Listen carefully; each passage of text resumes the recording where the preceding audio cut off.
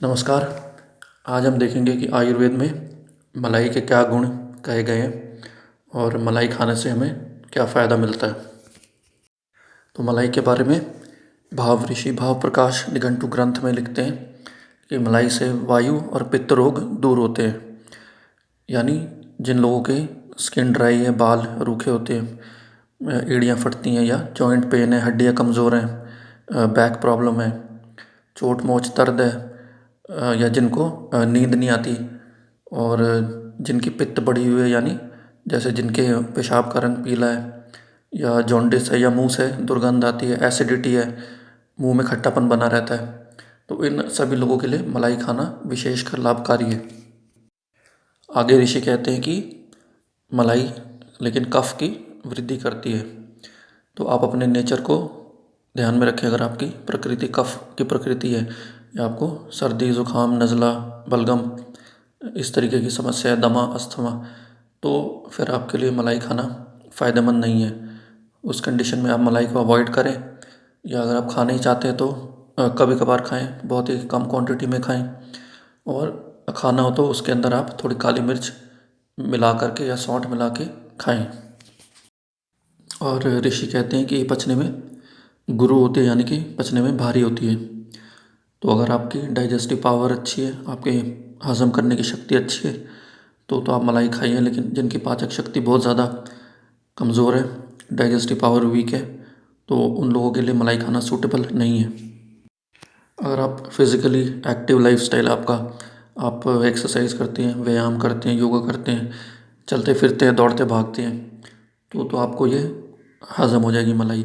लेकिन अगर आपका सेडेंटरी लाइफस्टाइल है, ज़्यादा आप चलते फिरते नहीं हैं, व्यायाम वगैरह नहीं करते, तो फिर आपकी पाचक अग्नि स्ट्रांग नहीं होगी और ये आपको हज़म नहीं होगी। तो उसके केस में मलाई खाना आपको फ़ायदे की जगह नुकसान करेगा।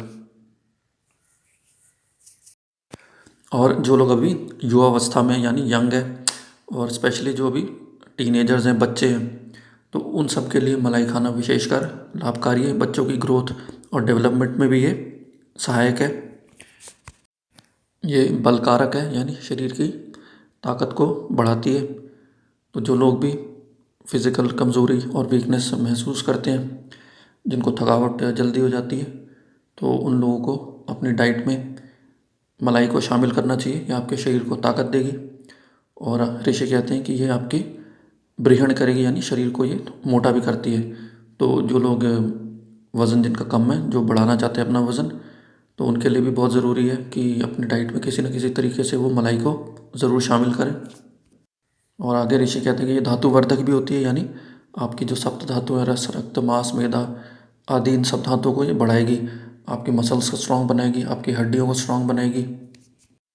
इसके पश्चात ऋषि कहते हैं कि मलाई खाने से शुक्र की उत्पत्ति होती है, यानी स्पर्म काउंट को भी ये इंक्रीज़ करती है। इसलिए मलाई खाना जो बूढ़े व्यक्ति हैं उनके लिए भी लाभकारी है, क्योंकि बुढ़ापे में, वृद्धावस्था में शुक्र धातु कमज़ोर हो जाती है, तो ये आपको जो शुक्र धातु उसको भी मजबूत करेगी। लेकिन सिर्फ आपको ध्यान इतना रखना है कि अगर आप वृद्ध हैं, आपकी उम्र ज़्यादा है, तो ये आपको कम क्वांटिटी में खानी है, ज़्यादा मात्रा में नहीं खानी है, क्योंकि उम्र के साथ जो डाइजेस्टिव पावर है, हज़म करने की शक्ति है, वो कमज़ोर हो जाती है। और मलाई जो है पचने में गुरु है, यानी भारी है। तो अगर आपकी उम्र ज़्यादा है तो आप इसको खाएं, लेकिन कम क्वांटिटी में खाएं, स्मॉल अमाउंट में ही खाएं। और ऋषि कहते हैं कि मलाई शीतल होती है, यानी ठंडी होती है ये, तो गर्मियों में आप विशेष करके इसको खाएं।